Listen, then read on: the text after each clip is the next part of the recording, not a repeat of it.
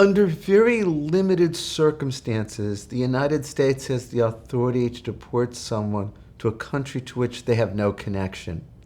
Federal law specifies where a person can be deported, and it lists 5 different ways in which a person can be deported.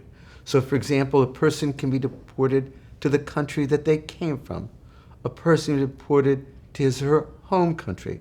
A person can be deported to the country that they're born.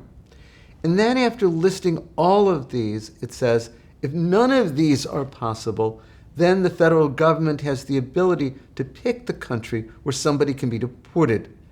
This is thought to be only in extraordinary circumstances can somebody be taken to a country where they have no connection. On the other hand, on Monday, June 23, 2025, in Department of Homeland Security versus DVD, the Supreme Court, without opinion, allowed the Trump administration to deport people from Venezuela and Cuba to South Sudan, even though they had no connection to those countries. The federal district court had issued a preliminary injunction relying on the statute that I described. Nonetheless, the Supreme Court, in a 6-3 ruling, lifted the district court's preliminary injunction and facilitated taking these individuals to South Sudan.